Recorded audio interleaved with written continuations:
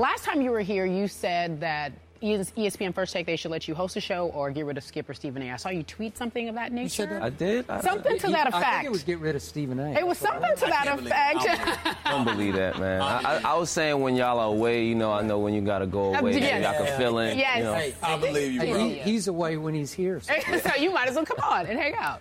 All right, listen, quickly, I know this is an anniversary concert, but I'm looking at the list of people who are performing. I don't see LL Cool J. I don't see Public Enemy. Tell me about the anniversary concert and who will be there. Well, I think it's a mixture of some of the guys from the past and some of the guys that are there now. So it's like me, Rick Ross, 2 Chainz, and then it's, you know, some of the past Def Jam artists like Foxy Browns and, you know, Method Man and Redman. Nice. So it's a fusion of both, so I think all together it should be a dope show for him. It sounds amazing. Method Man, Redman, that's and 2 Chainz, another friend of our show. All right, so let's switch. We're talking sports right now. We're talking about the Dallas Cowboys. From my understanding, you had an opportunity to see one Stephen A. Smith in that Romo jersey. Yeah. I was confused by it. I didn't know the story behind it, so I was like, I know Stephen A. didn't bandwagon just jump over. He did. Come on now, come on. You know how to do that. Right. I lost the bet, man. Oh, okay, I thought there was no way. If there was ever a sure bet that I had in my life, in my mind, I thought it would be Dallas getting stomped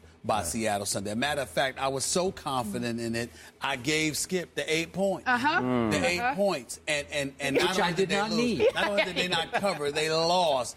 I mean, I love Cam Chancellor, Richard Sherman and those boys are no joke, but I don't know how I feel about that. Yeah, they let you down a little bit. They let me down a lot. I thought Halloween that came early or something. Oh, it was for the show, right? Yeah. Right. So the Cowboys are ranked 3 in the power rankings this week. Week 7, they're number 3. Our question for you is, as you know much about the NFL, do you really think the Cowboys are legit from what you've been able to see so far this season? I feel like they finally gelling a little bit, and you know, it took them a couple years, but you know, I think they're 17. Yeah. How many?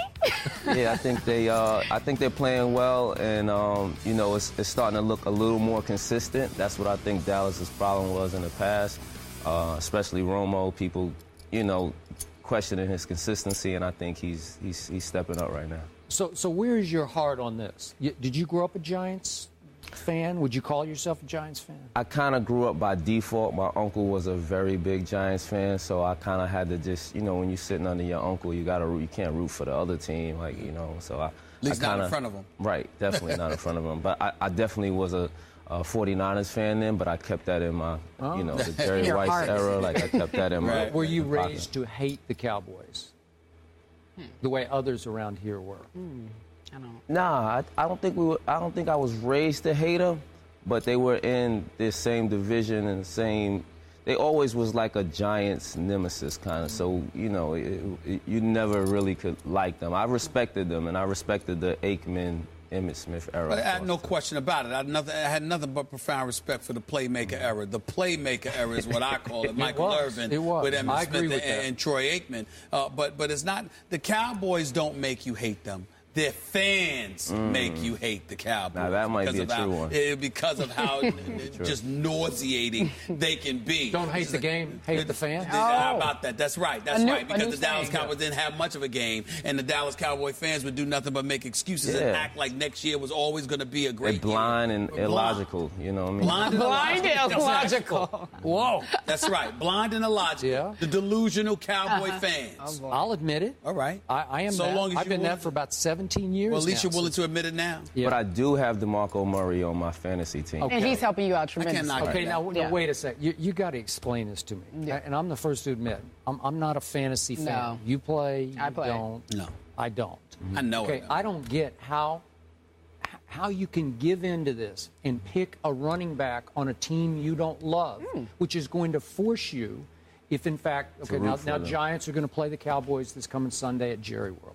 Right. So what do you do? How do you sit there in good conscience and say, go DeMarco, when you know he's going against your team? It's a weird love, Steve. It's a weird love, but you gotta like. It's benefiting you. Again, because you're a competitor at the end of the day. Right. You just want to win. Are you a fan or a competitor? A little bit of both.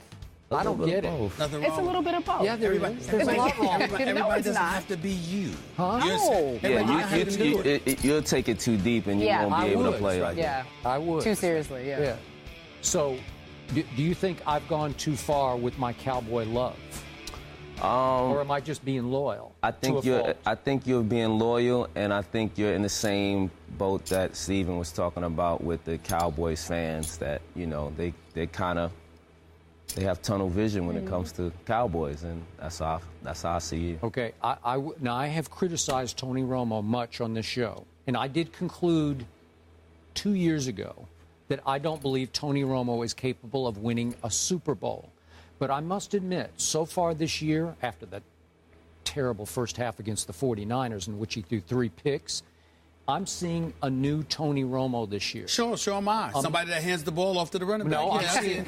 He looks quite new. Okay. He looks quite new. How about 3rd and 20 at Seattle? He's Is that done not that the play before. of the He's year? done stuff like that before. Okay. It's just that he make a mistake afterwards. How about 3rd and 8 in overtime to Des Bryant? Tony Romo has performed well and has put out a lot of great plays over the years. It's just that he also would mess up. And I want to see him in the big game, too. How about because in the previous years, he has, when it counted, I don't know if you could count on Romo. So. Well, I agree. So are you not counting on Romo this year? Oh, yeah, you know, so here's the problem. Dallas has got me pinned down. Here's the reason why. You are pinned down. I like because they can give the ball to DeMarco Murray.